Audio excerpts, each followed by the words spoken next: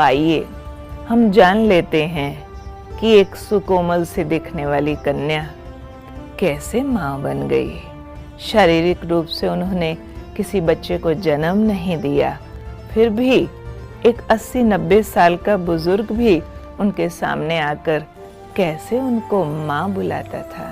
उनकी नंबर 1 विशेषता थी कि उन्होंने उस साकार साधारण मानवी तन ब्रह्मा बाबा में प्रवेश हुई उस निराकार शक्ति को अचूक दृष्टि से पहचान लिया और उसके बाद वो एक क्षण भी कभी भूली नहीं होंगी कि इस मानवी तन में निराकार शक्ति का प्रवेश है। और वो जब भी ब्रह्मा बाबा को देखती, वो उन्हें साधारण नजरों से नहीं, लेकिन उनमें प्रवेश हुए निराकार ज्योति स्वरूप परमात्मा को देखते हुए उनके हर वचन का ऐसे पालन करती थी जो कहती थी, हुक्मे हुक्म चलाए रहा है, टारे न टरे। एक एक शब्द पर उन्होंने गहराई से अभ्यास करते हुए अपने को मानवीय शरीर की स्मृतियों से इतना डिटैच कर दिया जो न सिर्फ वो स्वयं भूल गई कि उनके ऊपर कोई फीमेल का शरीर है, वह आत्मिक रूहानी स्वरूप में स्थित हो गई और आने वालों को भी महसूसता ऐसी आती थी कि वो कोई महिला का शरीर नहीं, फीमेल नहीं, नारी नहीं, लेकिन एक बहुत ऊंची रूहानी शक्ति माँ बन करके उनको पाल रही है।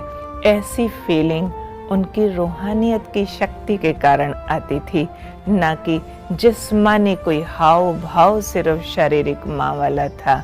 और उसका कारण था उनकी अचूक ईश्वर को परखने की दृष्टि, और फिर उस कारण वो ईश्वरीय वाणी पर और भगवान के आदेशों पर एकदम 100% आज्ञाकारी हो गई। और इसके लिए ब्रह्मा बाबा, शिव बाबा ने उनकी अनेकों परीक्षाएं ली और वो कभी एक सेकंड भी इस आज्ञाकारी के सब्जेक्ट से चूकी नहीं।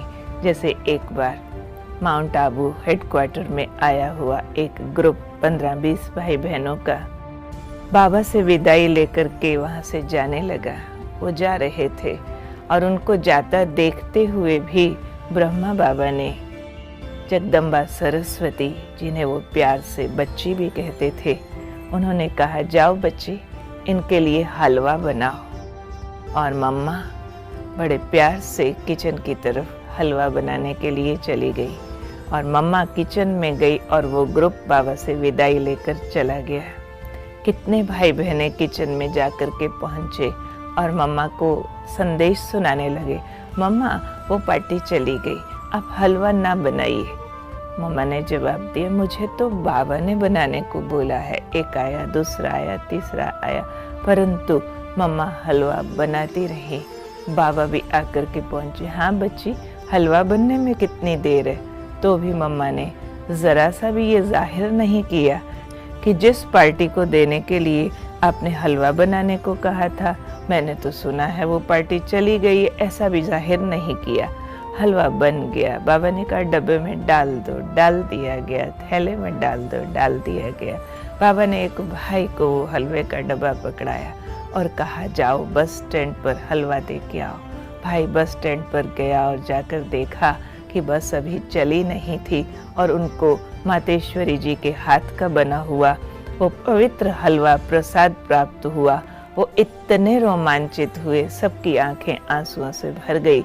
तो ये एक बहुत छोटा सा उदाहरण है, लेकिन हर दिनचर्या में सेकंड सेकंड मातेश्वरी जी बाबा की आज्ञाओं को ऐसे पालन किया करती थी, इसलिए वो ज्ञान की देवी सरस्वती कहलाई। ऐसे नहीं कि वो सिर्फ कोई डॉक्टरी जानती थी या इंजीनियरिंग भी जानती थी, लॉ भी जानती थी, मेडिकल भी जानती, सब कुछ जानने वाले को सिर्फ ज्ञान की देवी नहीं कहा जाता है।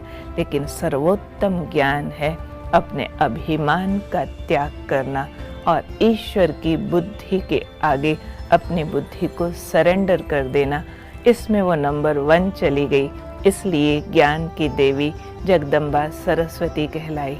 और जब भी कोई भाई बहनों को कोई पजलिंग होती, कोई बात समझ नहीं आती, तो उनका स्पष्टीकरण इतना अचूक होता था कि सामने वाले के हृदय में ज्ञान की बात एकदम बिठा देवे। इसलिए उन्हें सरस्वती यानी ज्ञान की गुह्यताओं को सरस तरीके से दूसरे के हृदय में बिठाने की कला थी। इसलिए वो वीणा वादिनी कहलाई, यानी म्यूजिकल तरीके से, मनोरंजक तरीके से ज्ञान की बड़ी बड़ी भारी भरकम फिलोसॉफिकल बातें भी दूसरे के जीवन में उतार देने की ताकत रखती थी। और फिर उनको दिखाया है हंस वाहिनी है, कमल वाहिनी है। हम जानते हैं अच्छी तरह से कि कमल या हंस दोनों ही चीज़ें कोई सवारी करने की वस्तु नहीं होती है।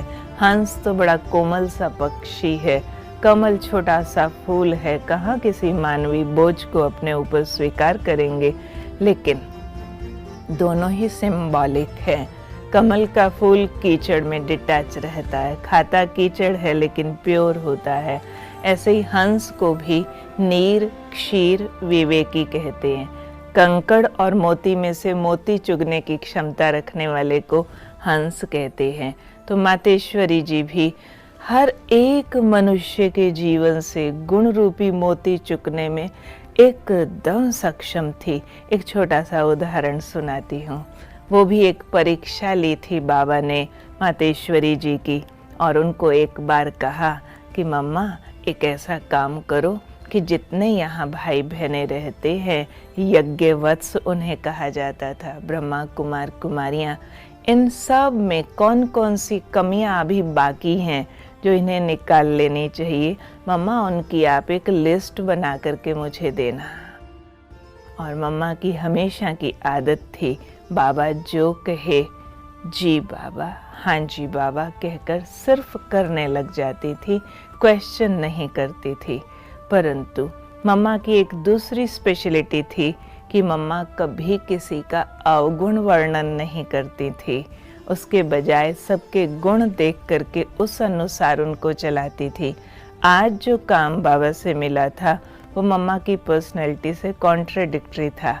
अवगुण किसका देखना नहीं, बोलना नहीं। और आज बाबा ने कहा है सबके अवगुणों के लिस्ट बनाकर लाओ और सो एंड सो डेट पर क्लास में सबके बीच सुनाना। बहुतों ने सुना, बाबा ने मम्मा को ऐसा बोला, और सब अब एक इंतज़ार में थे कि देखें अब मम्मा क्या करती हैं, क्योंकि वो पब्लिकली तो किसी के अवगुण बोल ही नहीं सकती है।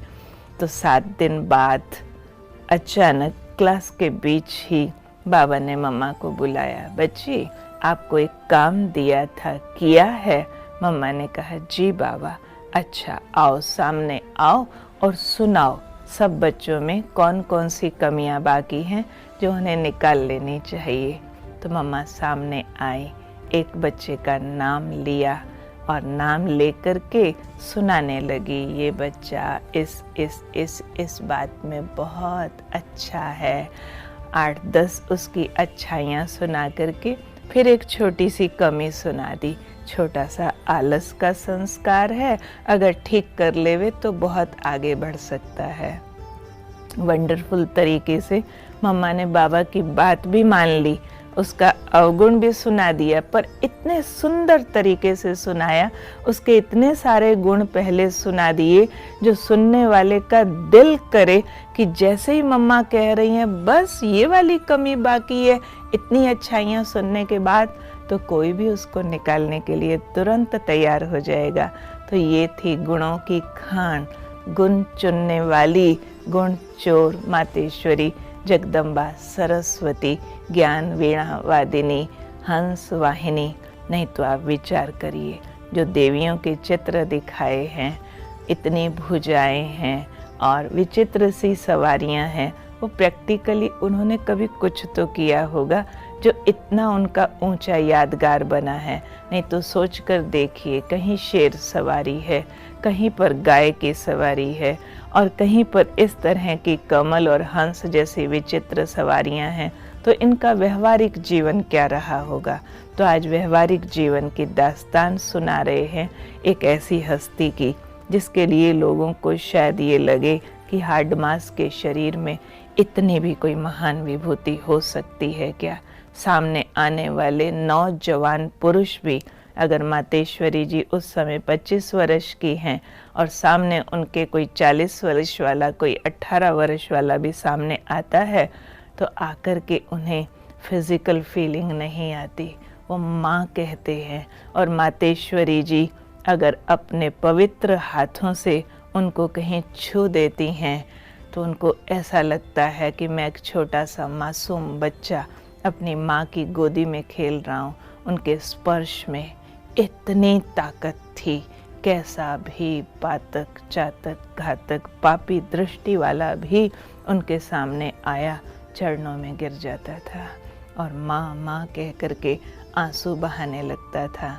तो ये एक वंडरफुल कहानी है परमात्मा के अवतरण के बाद ये महान विभूति का रोल मॉडल बनने की, कि कैसे उन्होंने समग्र ईश्वरीय शक्ति, रूहानियत अपने जीवन में धारण कर ली और एक ऐसी रूहानी शक्ति बन गई जो उनके आगे जो आया बदल गया। और इससे एक संदेश हमको मिलता है कि आज के इस सांसारिक जीवन में रहते हुए भी अगर हम उस आई हुई परम शक्ति को ठीक से पहचान लें, उसकी रूहानियत अपने जीवन में उतार लें, तो पापमय दुनिया में रहते हुए भी हम संपूर्ण पवित्र बन सकते हैं। विश्व परिवर्तन की ओर कदम बढ़ाने में हम भी मददगार हो सकते हैं। और फिर अभी तो बहुत छोटे छोटे पॉइंट सुना रही हूँ। 1937 से मातेश्वरी जी की ये यात्रा प्रारंभ हुई। सबने महसूस किया कुछ वर्षों के बाद कि धीरे धीरे वो देहातीत होती जा रही हैं।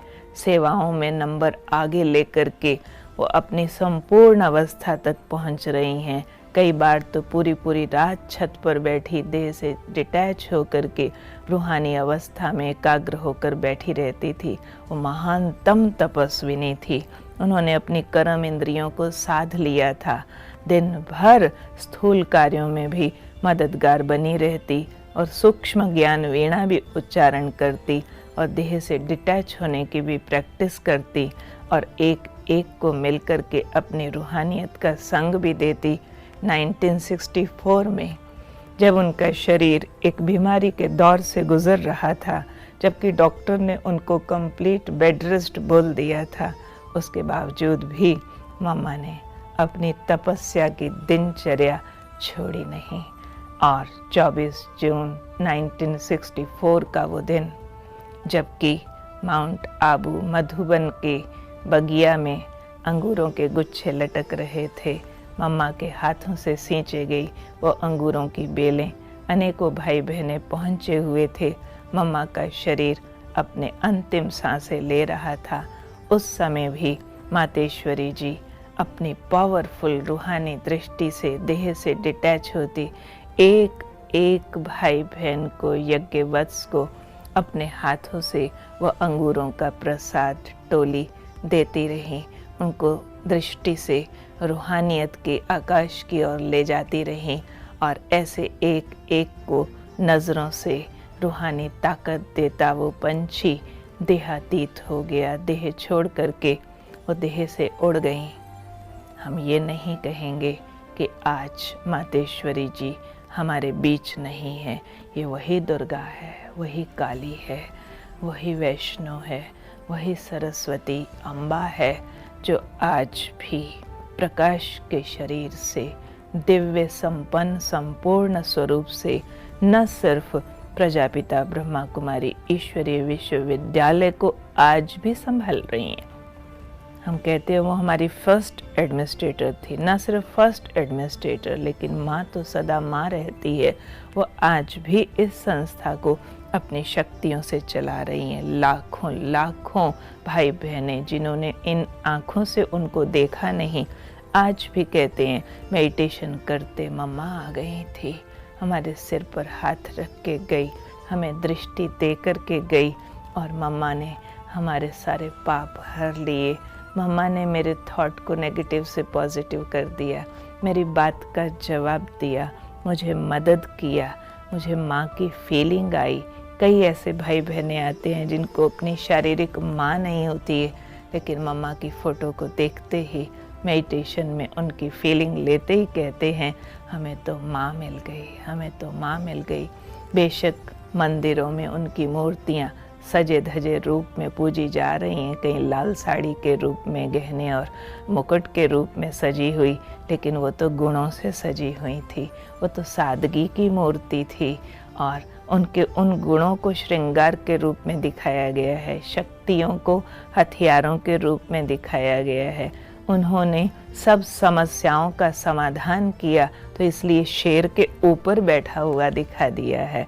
सच में समस्याओं के शेर के ऊपर वो जगदम्बा बैठी थी। आज भी वो हैं हमारे बीच, प्रकाश के शरीर में, फरिश्ता स्वरूप में। जो भी दिल से प्यार से आज भी याद करता है, ओ माँ, मेरी मीठी माँ, आओ मुझसे मिल के जाओ। आज भी वो मिलन मना रही है। सिर्फ ज़रूरत है एक पवित्र रूहानी संकल्प की, तो उस दिव्य मूर्ति माँ की गोद का पवित्र अनुभव आज भी किया जा सकता है। ओम शांति।